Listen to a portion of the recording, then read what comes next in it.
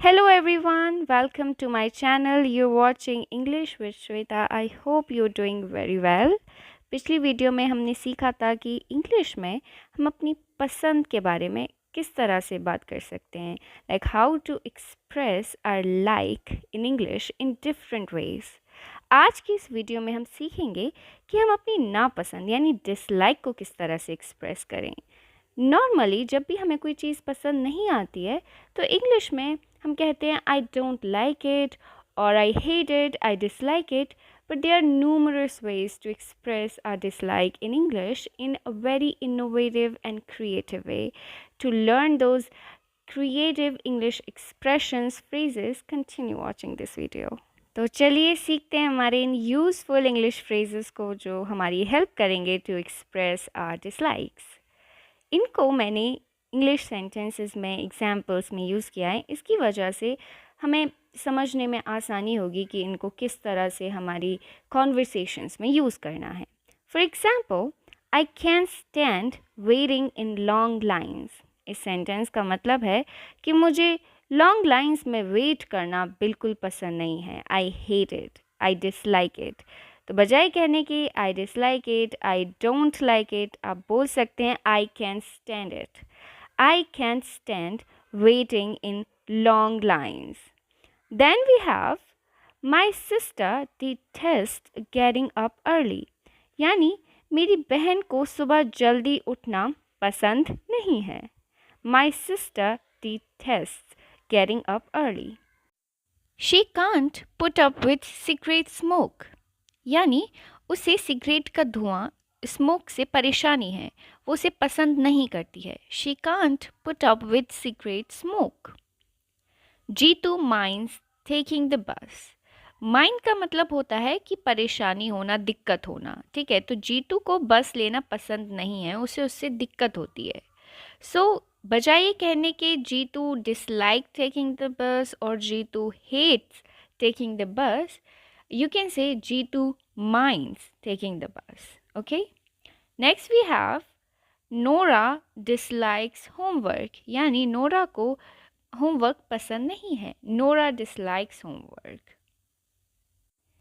Next we have I am sick and tired of sandwiches.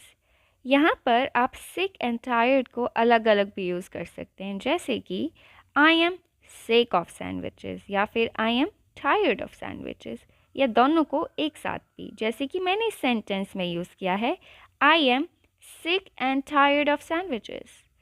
इन तीनों का मतलब एक ही है कि मैं सैंडविचेस से ऊब चुकी हूँ, अब मुझे वो पसंद नहीं है। I am sick of them.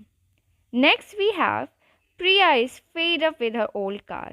Fed up का भी मतलब होता है कि अब वो उस पुरानी कार से उसे दिलचस्पी नहीं है, जो पहले उसे पसंद हुआ करती थी अब उसे नहीं पसंद। Priya is fed up with her old car. Alright, next we are averse to crowded places. Averse का मतलब होता है किसी चीज़ को बहुत स्ट्रांगली डिसलाइक करना या फिर एकदम उसके विरोधी हो जाना, ठीक है।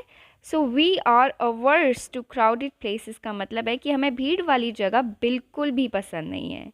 We are averse to crowded places.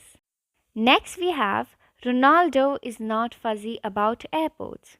Being fussy about का मतलब होता है किसी चीज़ में इतने ज़्यादा इंटरेस्टेड हो जाना, खो जाना, कि आप उसकी रिसर्च कर रहे हैं, उसके बारे में इंफॉर्मेशन कलेक्ट कर रहे हैं, you are so busy about that. लेकिन जब हम यूज़ करते हैं नॉट फजी, तो इसका मतलब होता है कि वो चीज़ हमें बोर लगती है, हम उसके बारे में बिल्कुल भी इंटरेस्टेड नहीं है, we are not into that. Okay, so बजाय कहने के Ronaldo does not like airports, you can say Ronaldo is not fussy about airports. Alright, then we have we could live without winter. Now this is a very interesting sentence. यहाँ पर मान लीजिए आपको सर्दियों का सीज़न पसंद नहीं है, right?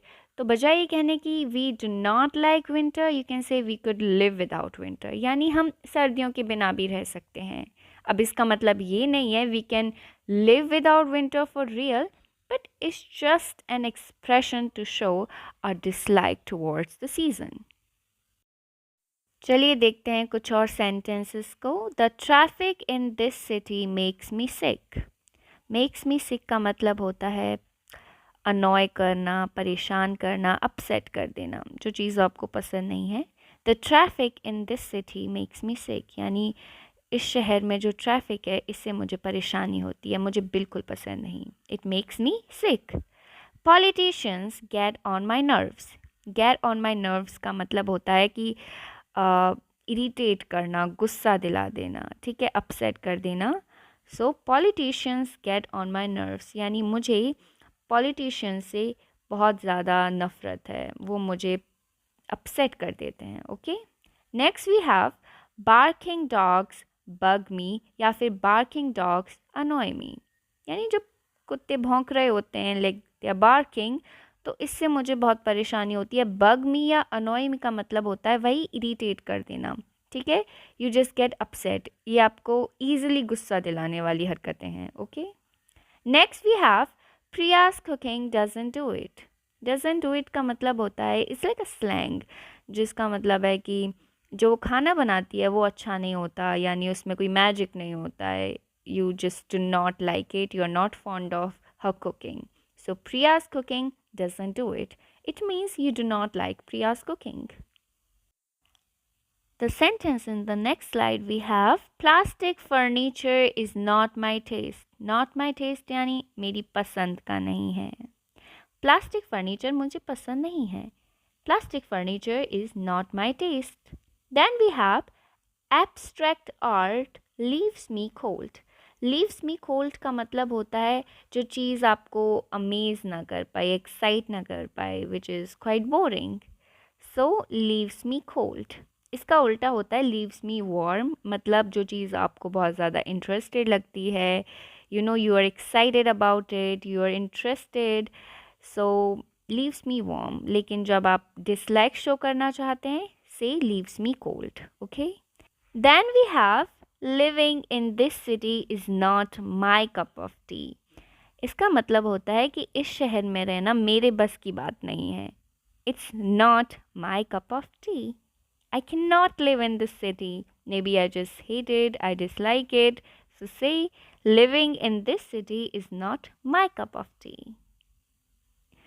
So, yes, guys, this was it for today's video. I hope these sentences, these expressions could help you out with your day to day conversation to express your dislikes. I'll be back with a new video. Till then, you guys take care and keep learning.